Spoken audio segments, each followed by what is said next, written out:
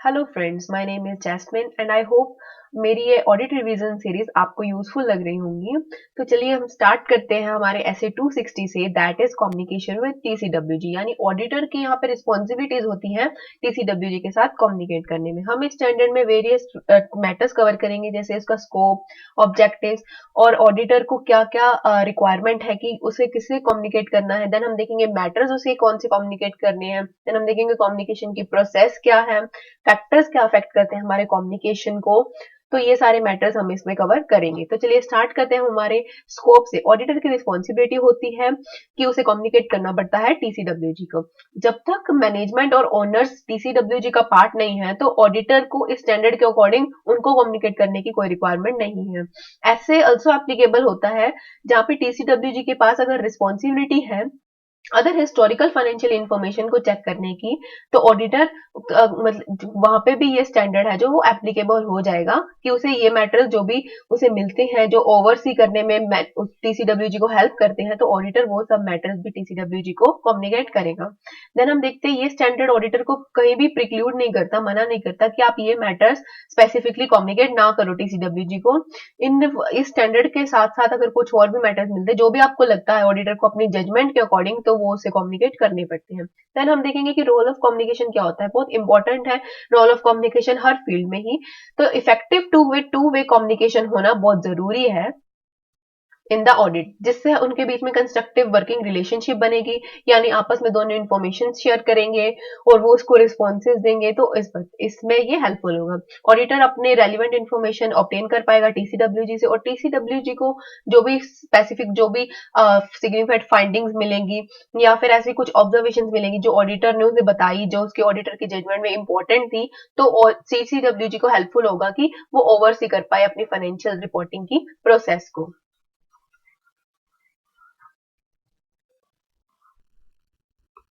Then हम अब इस स्टैंडर्ड में देखते हैं कि अब ऑडिटर का क्या ऑब्जेक्टिव है। ऑडिटर के ऊपर जब ये स्टैंडर्ड ही अप्लाई हो गया, तो सबसे पहले वो कम्युनिकेट करेगा क्लियरली मेरी रिस्पॉन्सिबिलिटीज क्या है, मेरा प्लान स्कोप क्या है, और मैं किस किस टाइम पे ऑडिट करने आऊंगा, मेरी टाइमिंग्स ऑफ ऑडिट क्या होंगी। और इसी वजह से इसके रिगार्डिंग वो रेलिवेंट इन्फॉर्मेशन ऑब्टेन करेगा टीसीडब्ल्यूजी से, और टीसीडब्ल्यूजी को टाइमली बेसिस पे वो उसको जो भी ऑब्जर्वेशन मिली, जो उसे लगता है कि ये रेलिवेंट है या सिग्निफिकेंट है टीसीडब्ल्यूजी के लिए, ताकि वो ओवरसी कर पाए अपनी फाइनेंशियल रिपोर्टिंग प्रोसेस को, तो इस सारे मैटर्स को वो ऑडिटर क्लियरली कम्युनिकेट कर देगा टीसीडब्ल्यूजी को, और वो प्रमोट करेगा यहाँ पे टू वे इफेक्टिव कम्युनिकेशन को ऑडिटर यहाँ पे प्रमोट करेगा। देन मीनिंग ऑफ टीसीडब्ल्यूजी वही है जिनके पास रिस्पॉन्सिबिलिटी होती है फाइनेंशियल रिपोर्टिंग प्रोसेस को ओवरसी करने की, और ये अकाउंटेबल होते हैं ये लोग। हो सकता है यहाँ पे मैनेजमेंट पर्सोनल भी इंक्लूड हो। देन हम देखते हैं अब इस स्टैंडर्ड की क्या रिक्वायरमेंट्स हैं। सबसे पहले तो ऑडिटर को ये डिटरमाइन करना होगा कि अप्रोप्रिएट पर्सन कौन है जिससे मुझे कम्युनिकेशन करना होगा। अब जो टीसीडब्ल्यूजी है, बड़ी बड़ी एंटिटीज में ये वेरियस पार्ट्स में बांटी गई होती है। यानी जैसे ऑडिट कमेटी भी तो ओवरसी करने का काम ही करती है, या कोई ऐसा इंडिविजुअल्स हो सकता है, या रिस्क ऑफिसर हो सकता है, ऐसी कुछ भी रिस्क मैनेजमेंट ऑफिसर हो सकता है, या कुछ भी ऐसा। तो ऑडिटर देखेगा कि अगर टीसीडब्ल्यूजी के सब ग्रुप बने हुए हैं और मैंने जैसे कि ऑडिट कमेटी या इंडिविजुअल, अगर मैंने उनको कम्युनिकेट कर दिया, तो whether I need to communicate to the governing body, यानी टीसीडब्ल्यूजी एज अ होल को क्या मुझे कम्युनिकेट करने की रिक्वायरमेंट है। तो ये सब चीजें वो देखेगा। अगर सारी टीसीडब्ल्यूजी ही मैनेजमेंट का पार्ट है, और तो उसे अलग से ऑडिटर को कम्युनिकेट करने की रिक्वायरमेंट नहीं है। Where all TCWG involve in managing the entity, no need to communicate them again, क्योंकि हम एक बार कम्युनिकेट एज अ मैनेजमेंट उनको कर चुके हैं। अब मोस्ट इंपॉर्टेंट पार्ट जिसमें देखेंगे कि मैटर्स क्या कम्युनिकेट करता है ऑडिटर, वो उसके लिए हमने निमोनिक देखा है, that is IFRS। I stands for auditor की इंडिपेंडेंस, ये मेनली लिस्टेड एंटिटीज में होती है। एफ स्टैंड्स फॉर जो भी सिग्निफिकेंट फाइंडिंग्स मिलेंगी। आर से ऑडिटर की रिस्पॉन्सिबिलिटीज क्या है, एंड एस से उसका प्लान स्कोप। तो चलिए हम पहले देखते हैं ऑडिटर की क्या रिस्पॉन्सिबिलिटीज होती है। अब जो ऑडिटर है वो बताएगा, उसको ये कम्युनिकेट करेगा ऑडिटर अपनी रिस्पॉन्सिबिलिटी कि टीसीडब्ल्यूजी मेरी responsibility in relation to financial statement के रिगार्डिंग क्या है। एक तो मेरे को ओपिनियन देना है, और मेरे ओपिनियन देने की वजह से जब मैं एग्जामिन करूंगा फाइनेंशियल स्टेटमेंट को, तो ये आपको या फिर मैनेजमेंट को अपनी रिस्पॉन्सिबिलिटी से रिलीव नहीं करती है। मतलब आपकी जो रिस्पॉन्सिबिलिटीज हैं वो तो है ही, मतलब मेरी जो चेकिंग है, फाइनेंशियल स्टेटमेंट की ऑडिट है, उससे आपकी कुछ भी रिस्पॉन्सिबिलिटी से आप प्रिक्लूडेड नहीं होते हो।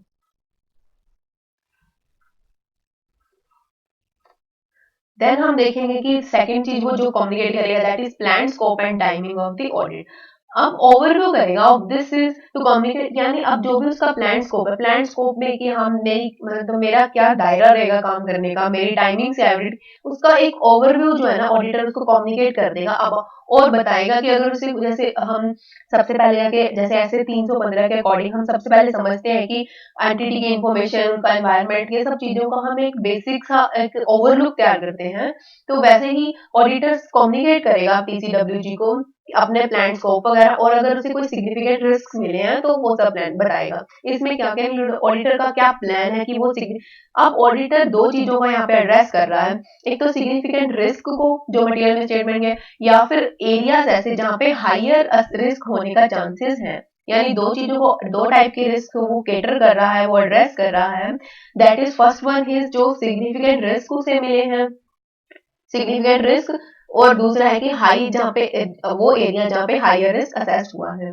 देन उसके इंटरनल कंट्रोल के लिए क्या अप्रोच है, मतलब उसे कैसा उसे लग रहा है इंटरनल कंट्रोल का एंटिटी का कैसा है, और लास्टली वो बताएगा कि मेटीरियलिटी का कंसेप्ट वो कैसे लगाएगा, क्योंकि उसे भी कंसेप्ट लगा के मेटीरियलिटी का वैसे ही अपनी जो चेकिंग है, एग्जामिनेशन है, वो परफॉर्म करनी पड़ती है। देन हम देखेंगे ऑडिटर की इंडिपेंडेंस क्या होती है।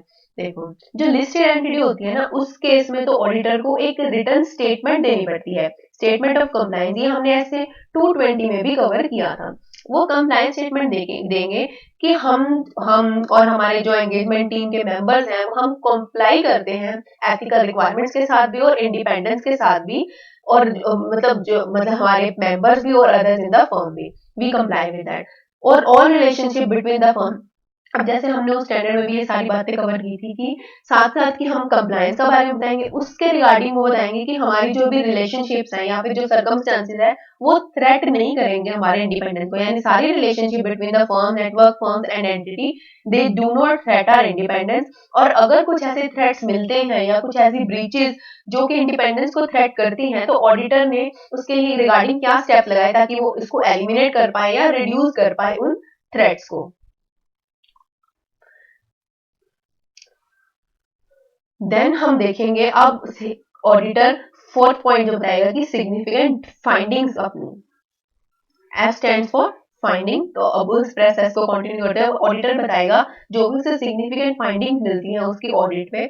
सबसे पहले auditors view on the accounting policy, जिसके बेस पे चलिए जो फाइनेंशियल स्टेटमेंट्स वो चेक करने जा रहे हैं उसके बीच में कुछ गड़बड़ मिल रही है, अपने व्यूज बताएगा अकाउंटिंग पॉलिसीज के ऊपर, प्रैक्टिसेस के ऊपर, जो भी एस्टिमेट्स वगैरह वो लगा रहे हैं उसके ऊपर।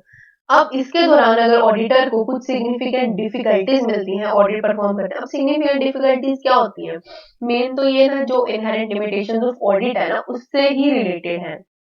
जैसे कि अब मैनेजमेंट उसे टाइमली इन्फॉर्मेशन नहीं प्रोवाइड कर रही, सिग्निफिकेंट डिले कर रही है मैनेजमेंट उसको इन्फॉर्मेशन देने में, उसके ऊपर अननेसेसरी ब्रीफिंग ऑफ टाइम लग रहा है, यानी कि उसे थोड़े टाइम में ऑडिट कंप्लीट करने के लिए मजबूर किया जा रहा है, प्रेशराइज किया जा रहा है, और उसे sufficient appropriate audit evidence obtain करने के लिए इतने फालतू के अनएक्सपेक्टेड एफर्ट्स लगाने पड़ रहे हैं, यानी बहुत एक तरीके से धक्के खाने पड़ रहे हैं।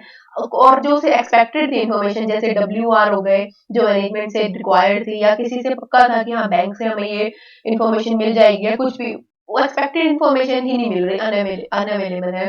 और मैनेजमेंट ऑडिटर पे रिस्ट्रिक्शंस लगा रही है, जैसे लिमिटेशन उसके स्कोप वगैरह पे, और मैनेजमेंट यहाँ पे अनविलिंग है।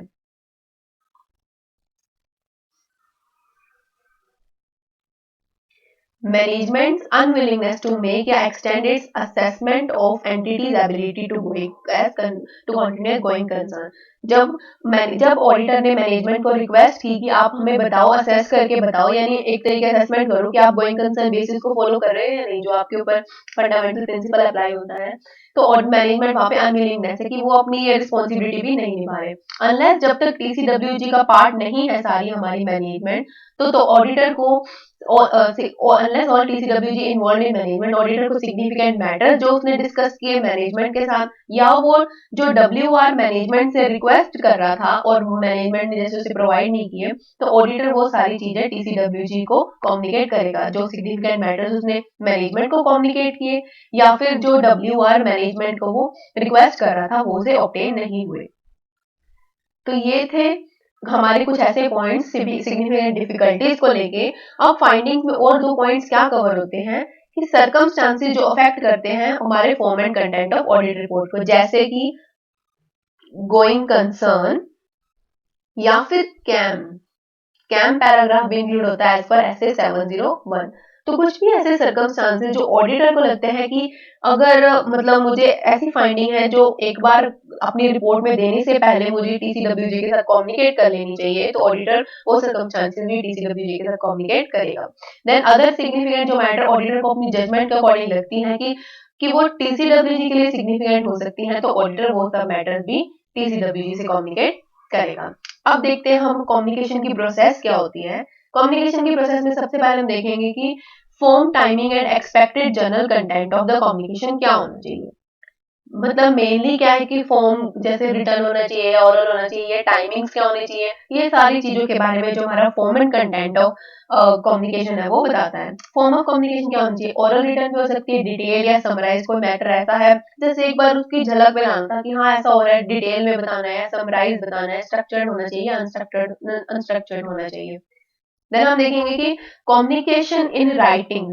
देखो अब जो ऑडिटर को लगता है ना, जहाँ पे ऑडिटर को अपनी प्रोफेशनल जजमेंट के अकॉर्डिंग लगता है, जैसे कि सिग्निफिकेंट कोई डेफिशिएंसी मिली है उसे, तो उसको लगता है कि देखो ओरल कम्युनिकेशन तो यहाँ पे एडिकेट नहीं है, तो वो राइटिंग में ही वो उस चीज को कम्युनिकेट करेगा, उन मैटर्स को इन राइटिंग करेगा वो ऐसी चीजों के ऑडिटर रिपोर्ट, क्योंकि ऑडिटर इंडिपेंडेंस के ऊपर तो उसे एक स्टेटमेंट देनी होती है और वो स्टेटमेंट होगी इन राइटिंग। तो ऑडिटर को ये सब मैटर जो है वो इन राइटिंग देने पड़ते हैं और बाकी मैटर्स के रिगार्डिंग उसे डिसाइड करना पड़ता है कि मुझे कैसे कम्युनिकेट करना है मैनेजमेंट को। नेक्स्ट हम देखेंगे अब फैक्टर्स क्या अफेक्ट करते हैं हमारी मोड ऑफ कम्युनिकेशन को। सबसे पहले हम देखेंगे, मतलब ये स्टार्ट हो जाते हैं जैसे एंटिटी को समझने से लेके आगे आगे वेरियस स्टेप्स को। लीगल रिक्वायरमेंट्स क्या है, अगर हमें ऐसा है कि मैटर्स को सब कुछ एक डिटेल में देना पड़ेगा, जैसे गवर्नमेंट ऑडिट हो गया कुछ भी ऐसा, लीगल रिक्वायरमेंट्स क्या है, एंटिटी की और एनवायरनमेंट की क्या क्या ऑपरेटिंग स्ट्रक्चर है, साइज है एंटिटी का, एक्सपेक्टेशन टीसीडब्ल्यूजी की क्या एक्सपेक्टेशंस हैं रिगार्डिंग उनके मीटिंग। अब टीसीडब्ल्यूजी के साथ हमने देखना पड़ेगा कि टीसीडब्ल्यूजी हमें कहती है कि आप साल के एंड में हमें बस सिर्फ हम कम्युनिकेट कर पाएंगे, जब भी आप अपनी ऑडिट कंक्लूड कर रहे हो तो ऑडिटर को देखना पड़ेगा, उसको पूरी डिटेल बनानी पड़ेगी और ऐसा तरीके से हर पॉइंट को बनाना पड़ेगा, यानी ये सारी चीजें उसके कम्युनिकेशन के मोड को अफेक्ट करती हैं। देन वो देखेगा कि अमाउंट ऑफ ऑनगोइंग, अब टीसीडब्ल्यूजी के साथ उसका ऑनगोइंग कमेंट कॉन्ट्रैक्ट और डायलॉग क्या है, यानी उनके बीच में पहले से जैसे क्या चलता आ रहा है। मेनली अगर वो रिटर्न में ही करते हैं तो वो रिटर्न में ही करेंगे। अब जैसे टीसीडब्ल्यूजी ने अगर उनसे कह रखा है कि हम रिटर्न में ही कम्युनिकेट करेंगे।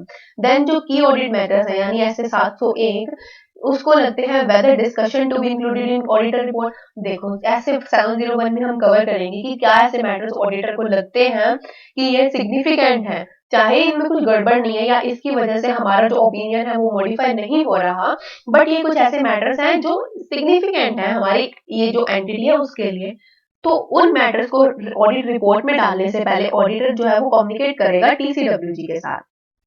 देन वो उन मैटर्स को फिर टीसीडब्ल्यूजी से कम्युनिकेट डिस्कशन करने के बाद देखेगा कि उनको रिपोर्ट करना है या नहीं करना। देन वो देखेगा कि कोई भी ऐसे मैटर्स जो थे आए वो सेटिस्फैक्टरीली रिजॉल्व हो गए या नहीं। कहीं मैनेजमेंट जो थी, whether management has previously communicated the matter, अगर मैनेजमेंट ने टीसीडब्ल्यूजी को पहले ही कोई मैटर कम्युनिकेट कर रखा है तो ऑडिटर उसे मतलब जस्ट एक लिख देगा और मतलब एक सिर्फ फॉर्मेलिटी के रूप में वो कम्युनिकेट कर देगा। ऑडिट ऑफ अगर वो देखेगा जहाँ पे उसको स्पेशल पर्पस फाइनेंशियल स्टेटमेंट की ऑडिट कर रहा है ऑडिटर, तो देखेगा कहीं वो ऑडिट कर रहा है जनरल पर्पस की भी कर रहा है नहीं वो। अगर कोई सिग्निफिकेंट चेंजेस होते हैं मेंबरशिप में या जैसे ownership of the governing body में, तो वो भी मैटर्स वो कम्युनिकेट करेगा। ये सारे मैटर्स उसकी कम्युनिकेशन को अफेक्ट करते हैं। देन हम देखेंगे अब टाइमिंग्स ऑफ कम्युनिकेशन क्या है। इसको एक रिलेशन बना के समझना चाहिए। जैसे अब ऑडिटर को ये डिसाइड करना पड़ेगा कि एप्रोप्रिएट टाइम है ना जो वो वेरी करता है किसी भी मैटर को लेके, जो मैटर या कोई भी एक्शन जो एक्सपेक्ट करता है टीसीडब्ल्यूजी से, उसके अकॉर्डिंग वो वेरी करते हैं कम्युनिकेशन के टाइमिंग्स। जैसे अब कोई प्लानिंग मैटर्स है, वो ऐसे तो है नहीं वो जमा जैसे कि कंटिन्यू जब वो कंक्लूड कर रहा है अपनी ऑडिट को तब करेगा, नहीं, प्लानिंग मैटर्स को वो करेगा early of the audit engagement, मतलब ऑडिट एंगेजमेंट स्टार्ट करते टाइम वो करेगा। कोई सिग्निफिकेंट डिफिकल्टी मिलती है तो एज सुन एज प्रैक्टिकल, जितना जल्दी वो कम्युनिकेट कर सकता है तो तब करेगा।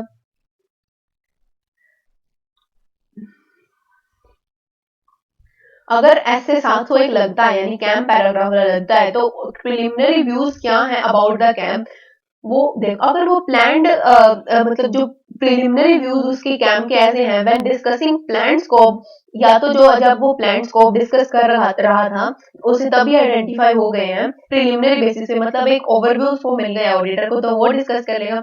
और ये मोर फ्रीक्वेंटली तब होते हैं ऐसे कम्युनिकेशन जब वो ऑडिट कर रहा है तो उसे कुछ ऐसे मैटर मिल रहे हैं कैंप पैराग्राफ के जो ऑडिटर की सिग्निफिकेंट ऑडिट फाइंडिंग्स का पार्ट बनते हैं, तो वो मैटर्स को वो मोर फ्रीक्वेंटली कम्युनिकेट करता रहेगा हमारी टीसीडब्ल्यूजी को।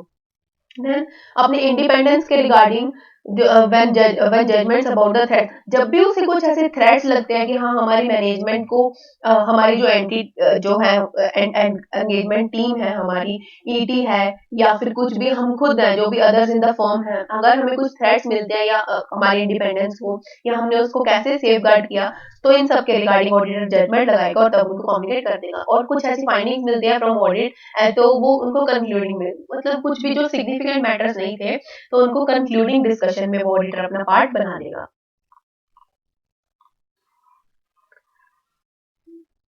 देन लास्टली अब हम स्टैंडर्ड में कवर करेंगे एडिकेसी ऑफ कम्युनिकेशन प्रोसेस क्या होती है। इवेल्युएट वेदर टू वे, अब कम्युनिकेशन प्रोसेस कौन सा एडिकेट होगा, जहाँ पे देखेगा वो टू वे जो कम्युनिकेशन प्रोसीजर हमने लगाए थे वो एडिकेट है या नहीं। अगर नहीं है तो वो देखेगा कि अपने assessment of risk of material, यानी अगर नहीं था तो उसको पूरी इन्फॉर्मेशन नहीं मिली होगी या उसने कुछ ऐसा इन्फॉर्मेशन नहीं दी होगी जिसको टीसीडब्ल्यू जिससे हेल्प नहीं कर पाया।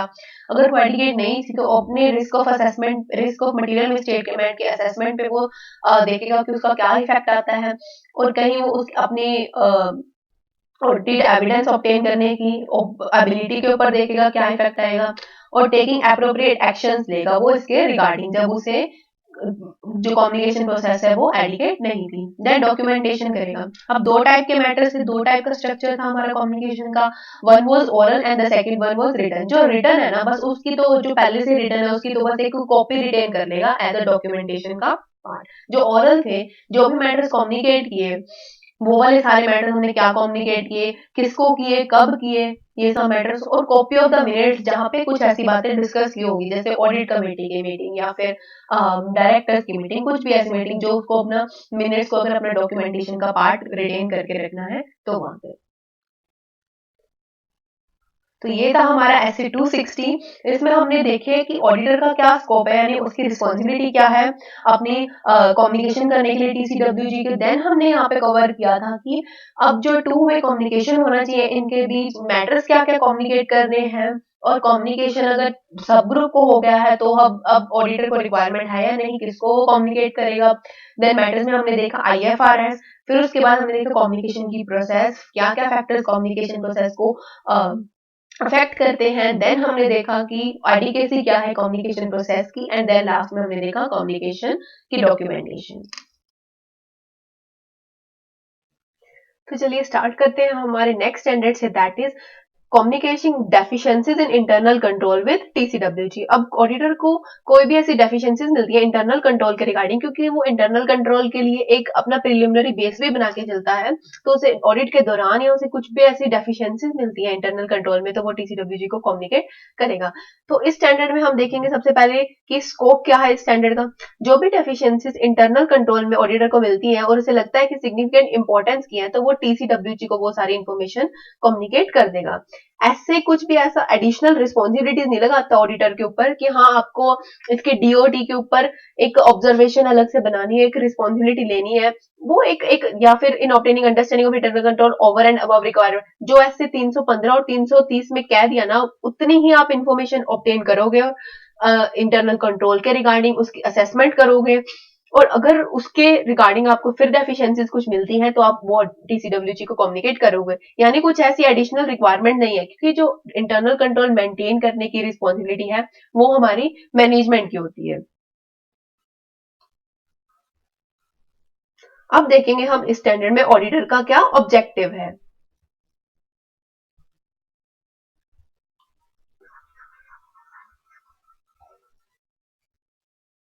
ऑडिटर का ऑब्जेक्टिव है कम्युनिकेट करना अप्रोप्रिएटली कोई भी उसे डेफिशिएंसीज जो मिली है इंटरनल कंट्रोल में। जैसे अब इंटरनल कंट्रोल क्या होते हैं, डेफिशिएंसी इन इंटरनल कंट्रोल क्या होगी। देखो, एक एंटिटी में कंट्रोल तो है, कंट्रोल्स हैं, लेकिन वो कंट्रोल अनेबल है यानी फायदे की नहीं है वो कंट्रोल कि वो प्रिवेंट डिटेक्ट कर पाए या करेक्ट कर पाए मिसस्टेटमेंट को फाइनेंशियल स्टेटमेंट में टाइमली बेसिस पे, या फिर कंट्रोल्स ही मिसिंग है। अगर कंट्रोल ही नहीं है, कंट्रोल्स मिसिंग है, अगर कंट्रोल्स हैं तो वो ढंग के नहीं है। ये हमारे डेफिशिएंसी इन इंटरनल कंट्रोल का मीनिंग हो गया। देन अब हम इस स्टैंडर्ड में देखेंगे इस स्टैंडर्ड की क्या क्या रिक्वायरमेंट्स हैं। अब जो ऑडिटर है उसे आइडेंटिफाई करनी पड़ेगी सिग्निफिकेंट डेफिशिएंसी जो उसे मिलती है इंटरनल कंट्रोल में।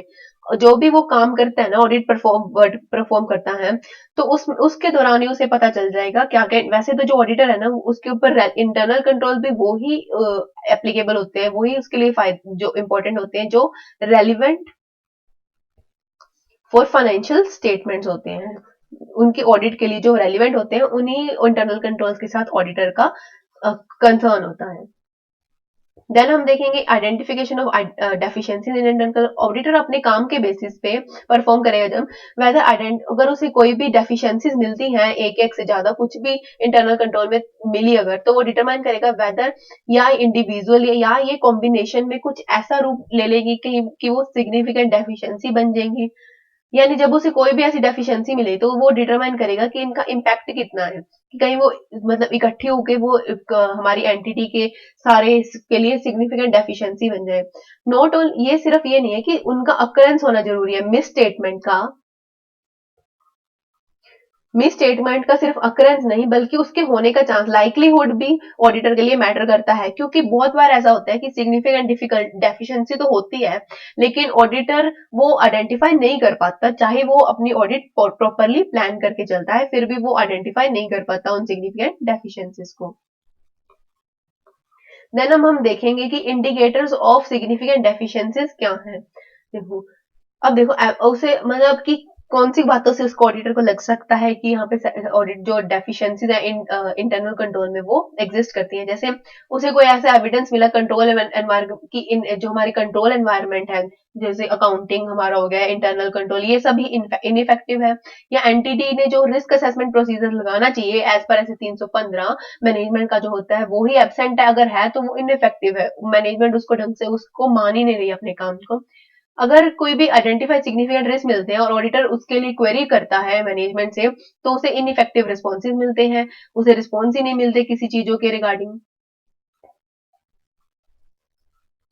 देन हम देखेंगे कि करेक्शन ऑफ प्रायर। अब मैनेजमेंट अगर पिछली गलतियों को करेक्ट करने में ही लगी हुई है, प्रायर पीरियड के मिसस्टेटमेंट्स को, हो सकता है इस बार भी, यानी अभी तक इनका इंटरनल कंट्रोल इतना वीक है कि वो अभी तक पुरानी गलतियां ठीक कर रहे हैं और अब में भी बहुत उनकी लूप होल्स है उनके सिस्टम में। मैनेजमेंट की इनएबिलिटी है वो ओवरसी नहीं कर पा रही, यानी उनके कुछ भी कोई ऐसे उन्होंने प्रोसीजर्स ही नहीं लगा रखे जिससे वो अपने oversee of the financial statement को, प्रोसीजर को वो फुलफिल कर पाए। देन में स्टेटमेंट जो detected by the audit procedure जो हमें मिले, देखो जो हमें हमें जो ऑडिट के प्रोसीजर्स लगाने, ऑडिटर को प्रोसीजर लगा के ही जो मिस स्टेटमेंट मिल गए, यानी वो थोड़ी सी मेहनत अगर मैनेजमेंट करता तो उनका इंटरनल कंट्रोल ढूंढ पाता। तो ये एक सिग्निफिकेंट मैटर होता है कि हमारा हमने ऑडिट प्रोसीजर ने तो ढूंढ लिया, आपके इंटरनल कंट्रोल ने क्यों नहीं, सिस्टम क्यों नहीं ढूंढ पाया उन मैटर्स को। तो चलिए आगे हम देखते हैं कि communication of deficiencies of internal control. अब जो ऑडिटर है वो राइटिंग में कम्युनिकेट करेगा जो भी उसे सिग्निफिकेंट डेफिशिएंसीज मिली इंटरनल कंट्रोल में टाइमली बेसिस पे टीसीडब्ल्यूजी को। अब ऑडिटर रिक्वायरमेंट देखेगा कि कहीं मैनेजमेंट को भी मुझे ये डेफिशिएंसीज रिपोर्ट करने की जरूरत है या नहीं। को अब जो भी मैनेजमेंट है टाइमली बेसिस पे कौन सी रिस्पॉन्सिबिलिटी जो सिग्निफिकेंट डेफिशिएंसीज उसने टीसीडब्ल्यूजी को कम्युनिकेट कर दी या फिर इंटेंट्स टू कम्युनिकेट है वो, यानी वो कम्युनिकेट करेगा। अनलेस ऐसा मैनेजमेंट को डायरेक्टली कम्युनिकेट करना इम्प्रैक्टिकेबल है तो उस केस के अलावा मैनेजमेंट जो ऑडिटर है वो मैनेजमेंट को भी कम्युनिकेट करेगा सिग्निफिकेंट डेफिशिएंसीज। और मैनेजमेंट को वो क्या कम्युनिकेट करेगा, मैनेजमेंट को वो कम्युनिकेट करेगा कोई भी ऐसी डेफिशिएंसीज जो मैनेजमेंट को किसी और ने, अदर पार्टीज ने इन्फॉर्म नहीं की है, कम्युनिकेट नहीं की है, और ऑडिटर की जजमेंट में वो मैनेजमेंट के अटेंशन के लिए बहुत इंपॉर्टेंट एरिया है। यहाँ पे मिसस्टेटमेंट होने के जैसे चांसेस हैं या कुछ भी है, मैनेजमेंट को यहाँ पे वर्क करने के लिए इंपॉर्टेंट है। देन हम देखेंगे कि कंटेंट क्या होते हैं हमारे रिटर्न कम्युनिकेशन के। रिटर्न कम्युनिकेशन हम सिग्निफिकेंट डेफिशिएंसीज की कर रहे हैं, तो ऑडिटर उसमें क्या बताएगा, डेफिशिएंसीज क्या है, डिस्क्रिप्शन और उनका पॉसिबल इफेक्ट क्या है। सफिशिएंट इन्फॉर्मेशन दे देगा टीसीडब्ल्यूजी और मैनेजमेंट को, ताकि वो सब समझ पाए कि हम कम्युनिकेट क्यों कर रहे हैं, हमारा पर्पस क्या है। सबसे पहले तो वो ये बताएगा ऑडिटर कि मेरा काम सिर्फ ओपिनियन देना है फाइनेंशियल स्टेटमेंट की ऑडिट पे, यानी purpose of audit was to express opinion on financial statement. और ऑडिट इंक्लूड करती है सिर्फ उन इंटरनल कंट्रोल को जो रेलिवेंट है फाइनेंशियल स्टेटमेंट की प्रिपरेशन के लिए, ताकि उसके अकॉर्डिंग अपना ऑडिटर जो है वो डिजाइन कर पाए अपने ऑडिट प्रोसीजर्स, कि वो अगर इंटरनल कंट्रोल इफेक्टिव है तो वो उसके बेस पे जैसे अपना एंटी डिसाइड करता है। बट नॉट फॉर द, वो इंटरनल कंट्रोल को तभी वो इतना समझता है ताकि वो अपने ओपिनियन, ये ऑडिट प्रोसीजर्स को डिजाइन कर पाए, ना कि उन इंटरनल कंट्रोल के ऊपर उसे ओपिनियन एक्सप्रेस करना होता है। देन लास्ट में वो क्या कम्युनिकेट करेगा, उसका मैटर क्या होगा, मैटर जो कि बीइंग रिपोर्टेड आर लिमिटेड। वो बस ये भी चीज दिस मैनेजमेंट को बता देगा कि जो मैं मैटर आपको कम्युनिकेट कर रहा हूँ वो एक लिमिटेड मैटर है, यानी जो मुझे अपनी ऑडिट में मिल गया। और कंक्लूड कर देगा कि इसकी इंपॉर्टेंस थी इसलिए मैं आपको कम्युनिकेट कर रहा हूँ, ये एक लिमिटेड मैटर्स है, हो सकता है ऐसे कुछ मैटर्स और हों। तो यही खत्म होता है हमारा ऐसे 265। इसमें हमने देखा कि जो भी इंटरनल कंट्रोल की डेफिशिएंसीज होती हैं, वो यानी अगर इंटरनल कंट्रोल है ही नहीं, अगर है तो वो अनेबल है, तो इस टाइप के इंटरनल कंट्रोल की डेफिशिएंसीज ऑडिटर को टीसीडब्ल्यूजी को कम्युनिकेट करनी होती है।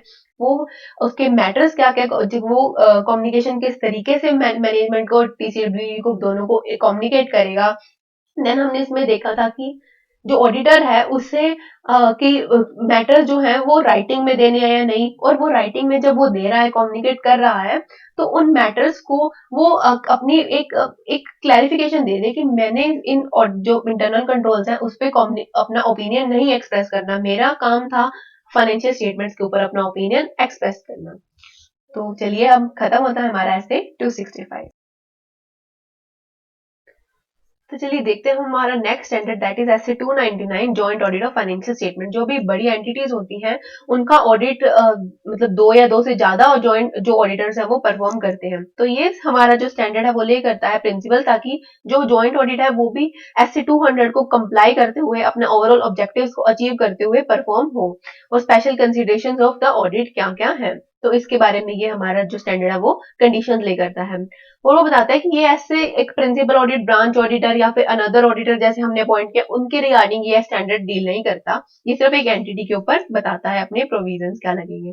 देन ऑब्जेक्टिव ऑफ एस 299 क्या है, ये प्रिंसिपल्स बताता है जॉइंट ऑडिटर्स के ऊपर। यूनिफॉर्म अप्रोच होनी चाहिए, और जो भी एरियाज हैं, distinct areas of the work और कवरेज के आपको जॉइंट ऑडिटर को पता होना चाहिए कि मेरा एरिया ऑफ द वर्क कौन सा है। आइडेंटिफाई करता है जॉइंट रिस्पॉन्सिबिलिटीज को and the joint responsibility and individual responsibility. कुछ ऐसी जॉइंट रिस्पॉन्सिबिलिटीज होती हैं जहां पे दोनों को मिलके ही रिपोर्टिंग देनी पड़ती है, जहां पे मिलके ही काम करना पड़ता है। कुछ ऐसे सिग्निफिकेंट मैटर होते हैं और कहीं जहां पे वो इंडिविजुअली रिस्पॉन्सिबल है जो भी उन्हें काम अलॉट हुआ है उसके रिगार्डिंग।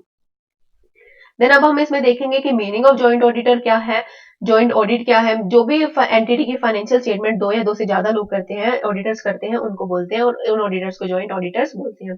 अब इस स्टैंडर्ड के रिक्वायरमेंट्स में हम कवर करेंगे वेरियस पॉइंट, जैसे ऑडिटर की सबसे पहले ऑडिट की प्लानिंग वो सब मिलकर करेंगे, एलोकेशन ऑफ वर्क करेंगे। देन हम देखेंगे कि उनके बीच में कोऑर्डिनेशन होना चाहिए, उनकी रिस्पॉन्सिबिलिटीज देखेंगे कि इंडिविजुअल रिस्पॉन्सिबिलिटीज है या जॉइंट रिस्पॉन्सिबिलिटीज है। देन हम कवर करेंगे कि अब ऑडिट की रिपोर्टिंग या कंक्लूजन फ्रेम करना उसके रिगार्डिंग, एंड एट लास्ट हम देखेंगे कम्युनिकेशन विद टीसीडब्ल्यूजी। तो चलिए स्टार्ट करते हैं ऑडिट प्लानिंग से। अब जो एंगेजमेंट पार्टनर है और एंगेजमेंट टीम के जो की मेंबर्स हैं वो मौजूद होंगे जब वो उन्होंने ऑडिट की प्लानिंग करनी है। हर जॉइंट ऑडिटर मतलब जो भी फर्म्स अलॉट जिनको ये काम हुआ है एक एंटिटी का काम, तो उनके सभी फर्म्स के जो है मेंबर्स हैं, जो एंगेजमेंट पार्टनर, वो उसके दौरान मौजूद होंगे। देन है जब वो ओवरऑल मतलब स्ट्रेटेजी बनाएंगे, जॉइंटली बनाएंगे, और उसके बेस पे वो काम अपना जो है एलोकेट करेंगे। Auditors which set out the scope, क्या है हमारे टाइमिंग डायरेक्शंस क्या है, और गाइड करेंगे हमारे, ऐसी स्ट्रेटेजीज बनाएंगे जो हमें गाइड करेंगे हमारे ऑडिट प्लान को परफॉर्म करने के लिए। देन हम इसमें देखेंगे डेवलपमेंट ऑफ ऑडिट प्लान क्या होता है, जॉइंट ऑडिट प्लान क्या होता है, आइडेंटिफाई करेंगे कि डिविजन्स क्या हुई और कॉमन वर्क के ऑडिट एरियाज कौन से हैं, मतलब जो बांट दिए और कौन कॉमन कौन से हैं, एसरटेन करेंगे कि हमारे रिपोर्टिंग के ऑब्जेक्टिव्स क्या हैं, यानी कि हमें रिपोर्टिंग कब देनी है, तो उसके अकॉर्डिंग उन्हें अपना एनटीई, अपना जो है ऑडिट का वो ऑफ द कम्युनिकेशन वो सब डिसाइड करना पड़ेगा, क्योंकि ऐसे है ना कि सारे अलग अलग काम कर रहे हैं, सबको बताया जाएगा कि इस डेट तक, इस डेट को हमने रिपोर्टिंग करनी है, तो इससे पहले पहले तक जो भी आपको काम अलॉट हुआ है वो आप आके हमें कम्युनिकेट कर दो, यानी हम आपस में कम्युनिकेट कर लें। देन हम देखेंगे एक मोस्ट इंपॉर्टेंटली एक बात है कि कोई भी कम्युनिकेट करेंगे सिग्निफिकेंट फैक्टर्स डायरेक्टिंग इन एंगेजमेंट टीम का एफर्ट, यानी वो सारे मैटर जो कि एंगेजमेंट टीम को उनको जैसे काम करना चाहिए, या उनको कोई भी काम अलॉट हुआ है उनके ऊपर रिस्पॉन्सिबिलिटीज वगैरह, वो सब हम कम्युनिकेट करेंगे। देन रिजल्ट्स ऑफ प्रिलिमिनरी, अब ऑडिट प्लान वगैरह करते टाइम सब टाइम हम प्रिलिमिनरी असेसमेंट तो बना के चलते ही हैं हमारी अबाउट द एंटिटी, उसके रिस्क असेसमेंट प्रोसीजर्स क्या है एंटिटी के खुद के, और एंटिटी का एनवायरनमेंट वगैरह समझना, इस सब के बारे में। तो जो भी रिजल्ट निकलते हैं, रिजल्ट्स ऑफ प्रिलिमिनरी एंगेजमेंट और एक्टिविटीज, या जो भी उसने नॉलेज गेन की from the other similar engagement, जो भी एंगेजमेंट पार्टनर को मिली है, similar engagement by the entity, इसी एंटिटी के लिए जो रेलिवेंट है, वो सब एक दूसरे के साथ कम्युनिकेट करेंगे, और उसके बेस पे एनटीई ऑफ द रिसोर्सेज वो डिसाइड करेंगे।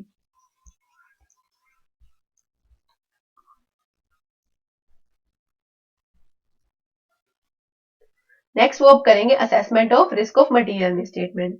अब ऑडिटर क्या करेगा, जो है कि considered and assessed by each joint auditor and communicated to other joint auditors और डॉक्यूमेंट, यानी जैसे अब जो पहले हमने जब काम तो एलोकेट कर लिया, तो काम एलोकेट करने के बाद जिसको जोन से एरिया का काम मिला है उसके रिस्क को असेस करेंगे वो ऑडिटर खुद खुद, और वो कम्युनिकेट करेंगे एक दूसरे के साथ, और इन सारे जो भी उन्होंने असेस किया रिस्क को उसको डॉक्यूमेंट करेंगे, where pertaining to overall financial statement और areas of allocation among the joint auditors, वो कम्युनिकेट करेंगे। अब अदर ऑडिट प्रोसीजर्स क्या होते हैं, ऑडिट प्रोसीजर्स क्या होंगे यहाँ पे, discuss and document NTE of audit procedures for common and specific areas allotted shall be communicated to TCWG। हम TCWG को बताएंगे कि जो भी हमारे कॉमन एरियाज है जहाँ पे ज्वाइंट सभी ऑडिटर्स मिलके जो मिलके काम करेंगे, वो हम TCWG को कम्युनिकेट करेंगे, वो हमारे ऑडिट एरियाज एंड उसकी रिगार्डिंग हम क्या क्या प्रोसीजर्स लगाएंगे। देन एंगेजमेंट लेटर भी एक ही होगा, कॉमन एंगेजमेंट लेटर, और अगर कॉमन ही हम WR जो भी है ऑब्टेन करेंगे। एलोकेशन ऑफ वर्क क्या होगा, एलोकेशन ऑफ वर्क के क्या बेसिस है, समझते हैं इसे। देखो, एक तो म्यूचुअल डिस्कशन कर ली हमने, उसके बेस पे काम डिवाइड कर दिया, या फिर यूजुअली वैसे तो ये जो काम होता है ना, ये ऑडिट ऑफ आइडेंटिफाइबल यूनिट्स के केस में होते हैं, जैसे कि अच्छा तो आप इस एरिया का आप कर दो परचेजिंग, और इस डिपार्टमेंट का आप कर दो, आइडेंटिफाइबल अगर यूनिट्स है, रिस्क असेसमेंट एरिया का आप कर दो, इस टाइप से कुछ स्पेसिफाइड एरियाज होते हैं, जैसे अगर ये दो यूनिट्स यहाँ पे हैं, मतलब इन इस बेसिस पे जो है और एलोकेशन ऑफ वर्क की जाती है।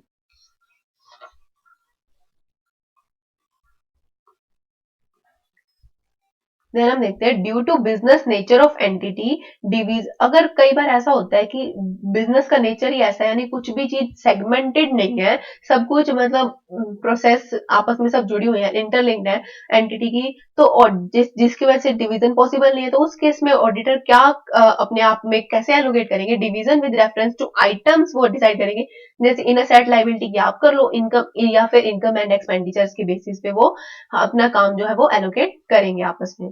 अब इम्पोर्टेंट जो भी एरियाज ऑफ वर्क होंगे ना, उनको वो कॉमनली चेक करेंगे, covered by all the joint auditors. और डॉक्यूमेंटेशन कैसे होगी इन सब की, डॉक्यूमेंटेशन बहुत जरूरी है, क्योंकि ये आगे फर्दर फ्यूचर में जाके एक तो अकाउंटेबिलिटी सेट करती है, और कुछ भी ऐसा डिस्प्यूट वगैरह हो जाता है तो उसको सॉर्ट आउट करने के लिए डॉक्यूमेंटेशन हेल्पफुल होती है।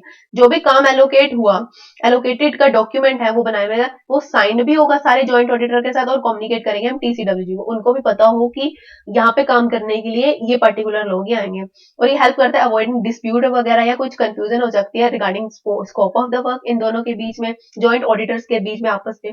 और कम्युनिकेशन हेल्प करेगा वो डिस्प्यूट और कंफ्यूजन की एंटिटी और जॉइंट ऑडिटर के साथ, यानी जब एंटिटी कहे कि यहाँ पे आपको नहीं काम करना था, किसी और को आना है या कुछ भी ऐसा, तो पहले ही सब कुछ डॉक्यूमेंट करके कम्युनिकेट कर दो, जॉइंट ऑडिटर से साइन करवा लो और उसे टीसीडब्ल्यूजी को कम्युनिकेट कर दो।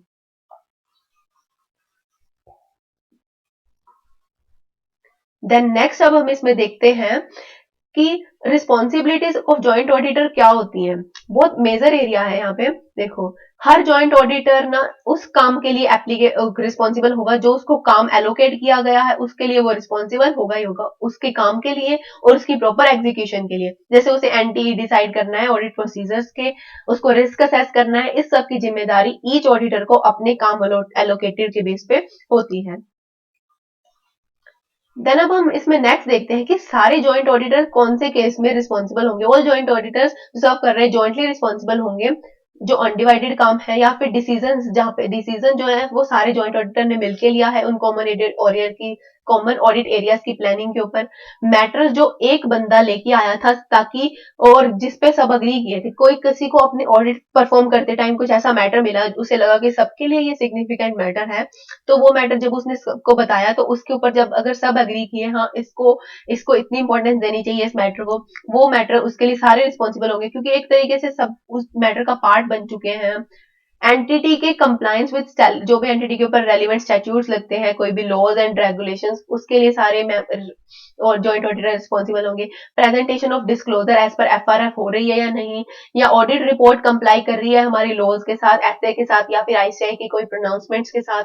और हर ऑडिटर अब रिस्पॉन्सिबल होगा अबाउट द इंटरनल कंट्रोल और assessment of risk of material misstatement, जो भी एरिया उसे असेस हुआ है उसके उसके रिगार्डिंग हर ऑडिटर अपने उस एरिया में हमारा assessment of risk of material statement कितना है, उसके रिगार्डिंग इंटरनल कंट्रोल का असेसमेंट, उसके रिगार्डिंग हर जो जॉइंट ऑडिटर है ना, जो उसको काम अलोकेट हुआ है, वो खुद उस सब चीजों के लिए रिस्पॉन्सिबल होगा।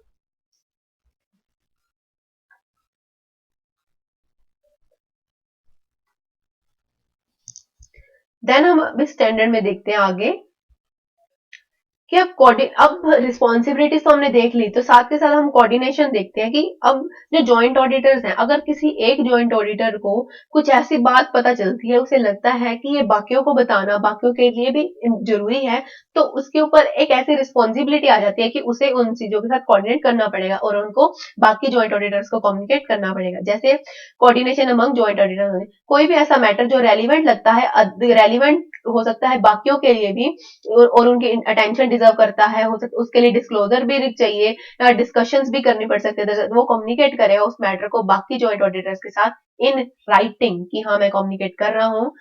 और ये तो बहुत जेन्युइन सी बात है, बहुत कॉमन बात है कि उसको ये सब ऑडिट खत्म होने से पहले करना है। कहीं वो बाद में ऑडिटर का हम रिपोर्ट वगैरह दे चुके हैं उसके बाद कंक्लूड करें तो उसका कोई फायदा नहीं है। देन हम देखेंगे रिपोर्टिंग रिक्वायरमेंट्स।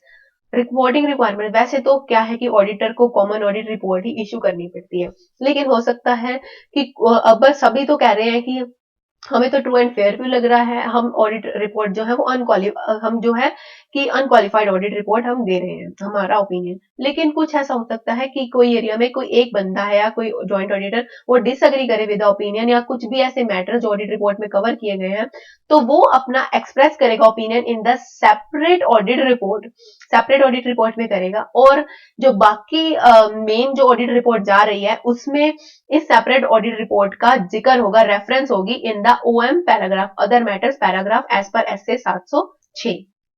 ये बहुत जरूरी है ताकि जो मेन ऑडिट रिपोर्ट देखेंगे यूजर्स या फिर जो टीसीडब्ल्यूजी मिल रही है, तो उनको आइडेंटिफाई करना कि हाँ एक और ऑडिट रिपोर्ट भी इशू हुई है, दैट इज जो किसी एक पर्टिकुलर जॉइंट ऑडिटर ने की है, उसका रेफरेंस होना बहुत रिक्वायर्ड है हमारी मेन ऑडिट रिपोर्ट में।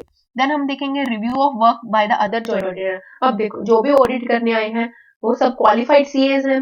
अब हमें अब जो उन्होंने पक्का अपने स्टैंडर्ड्स अप्लाई किए होंगे, तो हम दूसरे के काम पे शक नहीं कर सकते, क्योंकि वी आर अ पीयर्स, हम शक नहीं कर सकते। हम एज्यूम करेंगे कि बाकियों ने भी अपना एसेस फॉलो करके काम किया होगा।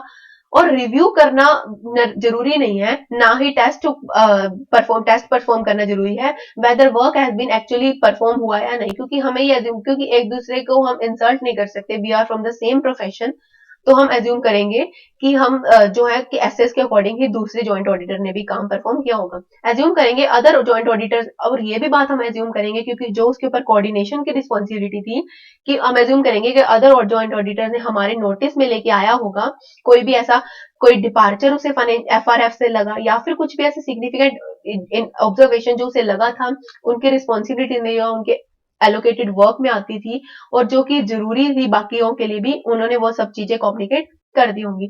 डिस्कशन ऑफ कंक्लूजन क्या है बिफोर फाइनलाइजिंग, देखो अब ऑडिट रिपोर्ट फाइनल करने से पहले जॉइंट ऑडिटर्स आपस में बातचीत करेंगे, कम्युनिकेट करेंगे, डिस्कस करेंगे, और उसके बाद ही वो रिस्पेक्टिव कंक्लूजन के ऊपर आएंगे, यानी बिना डिस्कशन के वो अपनी ऑडिट रिपोर्ट दे नहीं सकते। देन लास्टली हम इसमें क्या देखते हैं, considerations with respect to division and branches. अब देखो, अब कई बार ऐसा हो सकता है कि जो जॉइंट ऑडिटर्स हमारे आए हैं, सब हम बात कर रहे हैं, ऑडिट कर रहे हैं, जो उनमें से हो सकता है कोई जॉइंट ऑडिटर ऐसा हो जिसने ब्रांच की ऑडिट भी की हो इस एंटिटी की। When financial statement of the branch या division was audited by one of the joint auditor, others are entitled to proceed. तो और बाकी उनको है ना, यहाँ पे भी वो सेम चीज, उनको ये मान के चलना पड़ेगा यार इसी ने ही किया है तो मतलब कंप्लाई किया होगा सभी स्टैंडर्ड्स के साथ। तो ऑन द बेसिस की, और जो इसकी फाइनेंशियल स्टेटमेंट्स हैं वो बिल्कुल सही है क्योंकि ये ऑडिट कर चुका है उन चीजों की, क्योंकि वही बात आ गई कि उसको रिस्पेक्ट करनी पड़ेगी अपने अपने साथ के प्रोफेशनल लोगों की। तो वो क्या इस पे बेस पे क्या कंक्लूजन निकालेंगे कि फाइनेंशियल स्टेटमेंट्स कंप्लाई करती हैं विद जो ब्रांच की जो फाइनेंशियल स्टेटमेंट आ रही है वो कंप्लाई करती है और प्रेजेंट करते हैं true and fair view of the state of affair, and जो भी है डिवीजन ब्रांच के रिगार्डिंग कोई भी गलती नहीं है, जो ऑडिटर ऑडिट करके आया वो सही करके आया है। लास्टली जो हम इसमें टॉपिक देते हैं वो है कम्युनिकेशन विद टीसीडब्ल्यूजी। अगर देखो वो ओपिनियन मॉडिफाई कर रहे हैं, इफ मॉडिफाइंग द ओपिनियन, तो वो बताएंगे कि किन सर्कमस्टांसेस की वजह से हम ओपिनियन मॉडिफाई कर रहे हैं, कि क्या ऐसे हमें रीजन है हमारा, और प्रपोज्ड वर्किंग बताएंगे, प्रपोज वर्डिंग्स बताएंगे, मतलब जो भी हम क्या क्या वर्डिंग्स लिखने वाले हैं हमारे ऑडिट रिपोर्ट में। अगर ईओएम या ओएम पैराग्राफ इंक्लूडेड है, जैसे ओएम पैराग्राफ तो इसलिए आ गया ना क्योंकि जो एक सेपरेट ऑडिट रिपोर्ट जा रही है, तो वो क्यों इंक्लूडेड है कि उसकी एक्सपेक्टेशन की हाँ इंक्लूड हो रही है या नहीं, अगर हो रही है तो उसकी भी प्रपोज वर्किंग हम ऑडिट जो है टीसीडब्ल्यूजी को कम्युनिकेट करेंगे। तो ये था हमारा ऐसे 299 जो कि थोड़ा टाइम पहले रिवाइज हुआ था। तो इसमें वेरियस यही मतलब बातचीत की गई है कि हम जो है काम एलोकेट कैसे करेंगे, जॉइंट ऑडिटर्स आपस में सभी मिलके करेंगे और ऑडिट स्ट्रेटेजी बनाएंगे, देन वो एक दूसरे को कम्युनिकेट करेंगे और टीसीडब्ल्यूजी को भी कम्युनिकेट करेंगे, साइनिंग कर लेंगे सारी जॉइंट ऑडिटर्स ताकि आगे जाके फ्यूचर में कोई डिस्प्यूट ना हो। देन हमने देखा कि जो रिस्पॉन्सिबिलिटीज है वो सेपरेट क्या है उनकी और कॉमन क्या क्या रिस्पॉन्सिबिलिटीज है, और मेनली हमने देखा कि इनके बीच में कोऑर्डिनेशन होना चाहिए। देन हमने देखा कि रिपोर्टिंग रिक्वायरमेंट्स क्या है, वैसे जैसे जो एंगेजमेंट लेटर है वो भी अगर जैसे सिंगल आता है, कॉमन आता है, वैसे ही ऑडिट रिपोर्ट भी कॉमन जाती है, बट कुछ केसेस में डिपार्ट कर सकती है ये चीज और सेपरेट रिपोर्ट भी जा सकती है जो ऑडिटर डिसएग्री कर रहा है। यानी इसके ऊपर ये क्वेश्चन फ्रेम हो सकता है कि वेदर इट इज कंपल्सरी और इट इज मैंडेटरी कि जॉइंट ऑडिट के केस में सिंगल ऑडिट रिपोर्ट ही जाए, अगर वो, और क्योंकि वो मेजोरिटी वाले लोग हैं और वो ही ओवर रूल करेंगे, तो ऐसा कुछ नहीं है। अगर वो एक सिंगल बंदा भी जॉइंट ऑडिटर जो है वो अगर डिसएग्री कर रहा है तो वो अपनी सेपरेट ऑडिट रिपोर्ट भी इशू कर सकता है। और इसमें मेनली देखा कि जो मेन ऑडिट रिपोर्ट है उसमें ओएम पैराग्राफ में इसका सिग्निफिकेंस, इसका रेफरेंस जाना जरूरी है। देन हमने देखा कि डिस्कशंस क्या है, कंक्लूजन में आपस में डिस्कस करके हम अपनी रिपोर्ट फाइनलाइज करेंगे। देन कुछ भी ऐसा हम जो कम्युनिकेट करेंगे टीसीडब्ल्यूजी के साथ, हमारे जो भी आप मॉडिफाइड ओपिनियन दे रहे हैं या फिर ओएम पैराग्राफ अगर इंक्लूड कर रहे हैं। तो आई होप कि आपको ये स्टैंडर्ड की सीरीज भी पसंद आई होगी। तो please share it with your friends and like and subscribe to my channel audit and no by Jasmine. Thank you.